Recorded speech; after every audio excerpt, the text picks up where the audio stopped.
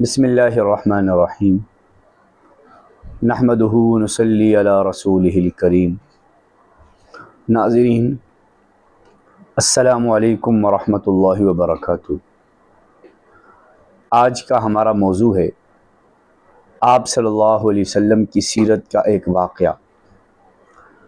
چونکہ آپ صلی اللہ علیہ وسلم کی سیرت ہمارے لیے بہترین نمونہ ہے، اور اللہ تعالی نے قرآن پاک کے اندر ارشاد فرمایا ہے لَقَدْ كَانَ لَكُمْ فِي رَسُولِ اللَّهِ أُسْوَةٌ حَسَنَةٌ، کہ تمہارے لیے اللہ کے رسول صلی اللہ علیہ وسلم کی زندگی بہترین نمونہ ہے۔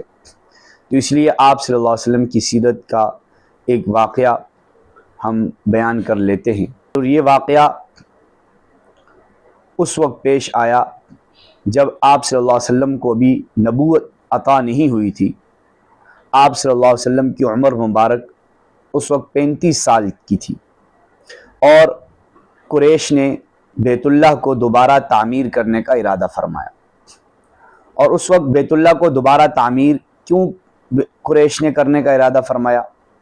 تو اس کی ایک وجہ تو یہ کہ حضرت اسماعیل علیہ السلام کے زمانہ کے اندر بیت اللہ کی اونچائی جو تھی وہ انسانی قد کے برابر تھی، اور اوپر چھت بھی نہ تھی، جس کا فائدہ کچھ چوروں نے یوں اٹھایا کہ دیواروں کو پھلانگ کر اندر جو خزانہ رکھا تھا اس کو چورا لیا۔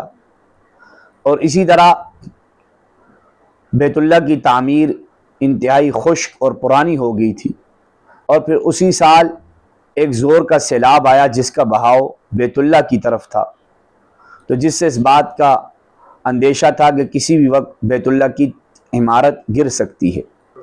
دیواریں پرانی ہونے کی وجہ سے پھٹ گئی تھی، تو اس لیے قریش نے ارادہ کیا کہ بیت اللہ کی نئے سرے سے تعمیر کی جائے۔ اس کے لیے قریش جمع ہوئے اور مشورہ کیا، سارے قبائل اس کے اندر آئے، اور اگرچہ وہ اس وقت مشرک تھے، کافر تھے، لیکن اپنے آپ کو حضرت ابراہیم علیہ السلام کی ملت پر کہتے تھے اور ان کی اولاد سے تھے، اور کچھ نہ کچھ حضرت ابراہیم علیہ السلام کی سنتیں ان کے اندر باقی بھی تھی۔ اس لیے انہوں نے یہ فیصلہ کیا کہ بیت اللہ کی تعمیر کے اندر حرام کمائی کو نہیں لگایا جائے گا، کسی بدکار عورت کی اجرت کو، سود کی کمائی کو، کسی کا ناحق لیا ہوا مال، وہ بیت اللہ کی تعمیر کے اندر ہرگز استعمال نہیں ہوگا۔ اب جب سارے قریش کے قبائل جمع ہوئے اور ارادہ کیا کہ بیت اللہ کی عمارت کو گرایا جائے، لیکن اب کوئی گرانے کی ہمت نہیں کر رہا تھا، اس ڈر سے کہ بیت اللہ کی عمارت کو گرایا تو کہیں ہمارے اوپر وبال نہ آ جائے۔ تو سب سے پہلے ولید بن مغیرہ مخزومی نے بیت اللہ کی عمارت کو گرانا شروع کیا۔ جب اس نے گرایا تو لوگوں نے دیکھا کہ اس پہ کوئی آفت نہیں آئی، تو اور لوگوں نے بھی گرانا شروع کیا۔ اب گراتے گراتے جب بنیادوں تک پہنچ گئے، جن بنیادوں کو حضرت ابراہیم علیہ السلام نے رکھا تھا، اور پھر وہاں سے بیت اللہ کی تعمیر شروع کی، اور ہر قبیلے کے لیے بیت اللہ کی تعمیر کا ایک حصہ مقرر ہو گیا تھا کہ اتنا حصہ فلاں قبیلے نے تعمیر کرنا ہے، اور ہر قبیلے نے الگ سے پتھر لا کر ڈھیر کیے اور بیت اللہ کی اس طرح تعمیر شروع کی۔ اور اس وقت بیت اللہ کی تعمیر کے اندر ایک باقوم نامی معمار جو رومی تھا، وہ اس سارے کام کی نگرانی کر رہا تھا۔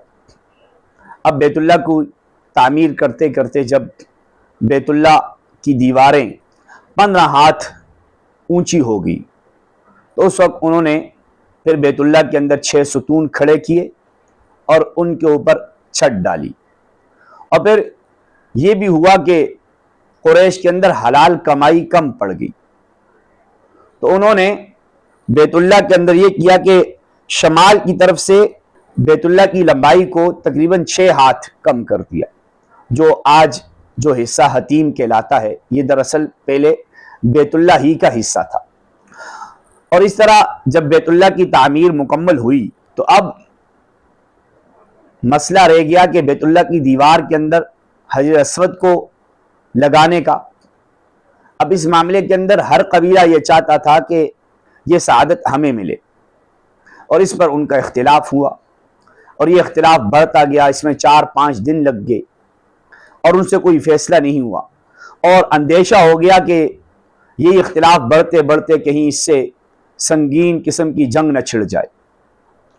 تو اس موقع پر ایک آدمی تھا ابو امیہ مخزومی، اس نے یہ فیصلہ کیا کہ اس مسئلے کا حل یوں نکالتے ہیں کہ کل مسجد حرام کے اندر جو آدمی سب سے پہلے داخل ہوگا وہی اس معاملے کا فیصلہ کرے گا۔ تو سب کو یہ رائے پسند آئی، اور دوسرے دن یہ ہوا اللہ کا کرنا کہ سب سے پہلے جو آدمی مسجد حرام میں داخل ہوا وہ ہمارے اور آپ کے نبی حضرت محمد صلی اللہ علیہ وسلم تھے۔ جب لوگ آئے اور لوگوں نے دیکھا تو سب نے چیخ کر کہا ھذا الامین رضیناہ ھذا محمد، کہا یہ تو بڑا امانتدار آدمی ہے، ہم اس پر راضی ہیں، اور یہ تو محمد ہے۔ چنانچہ آپ صلی اللہ علیہ وسلم کے سامنے سارا معاملہ پیش کیا گیا، تو آپ صلی اللہ علیہ وسلم کو اللہ تعالیٰ نے بڑی سمجھداری اور بڑی عقل مندی عطا فرمائی تھی۔ تو آپ صلی اللہ علیہ وسلم نے حجر اسود کو ایک چادر کے اندر رکھا، اور ہر قبیلے کے سردار سے یہ کہا کہ آپ چادر کے ایک کونا پکڑو۔ تو اس طرح چادر کے اندر سارے قبیلوں کے سردار نے حجر اسود کو اٹھا کے لایا، اور جب بیت اللہ کی دیوار کے پاس جہاں لگانا تھا وہاں تک پہنچے تو آپ صلی اللہ علیہ وسلم نے خود اپنے ہاتھ مبارک سے حجر اسود لیا اور اس کو بیت اللہ کی دیوار کے اندر لگا دیا۔ تو اس طرح لوگ بڑے جھگڑے سے بچ گئے۔ اور یہ بات بھی یاد رکھنے کی ہے کہ قریش نے یہ کیا کہ بیت اللہ کے دروازے کو زمین سے خاصا اونچا کیا۔ اس سے ان کا مقصد یہ تھا تاکہ بیت اللہ کے اندر وہی آدمی داخل ہو سکے جس کو وہ اجازت دیں۔ تو اس واقعے سے ہمیں یہ سبق ملا، ایک تو یہ کہ کوئی بھی دینی کام ہو اس کے اندر ہمیں حلال کی کمائی کو استعمال کرنا چاہیے اور حرام کمائی سے بالکل احتراز کرنا چاہیے۔ اور پھر یہ کہ جہاں لوگوں کے اندر کسی بات میں اختلاف ہو تو وہاں بڑوں کو بیٹھ کر اس کا کوئی حل اچھا سوچنا چاہیے، اور ایسا حل ہونا چاہیے تاکہ جس کو سارے لوگ مان لیں، ان لوگوں کے درمیان اختلاف ختم ہو جائے۔ تو اللہ تعالیٰ سے دعا ہے کہ اللہ تعالیٰ ہمیں آپ صلی اللہ علیہ وسلم کی سیرت کو اپنانے کی توفیق عطا فرمائے۔ وآخر دعوانا ان الحمد للہ رب العالمین۔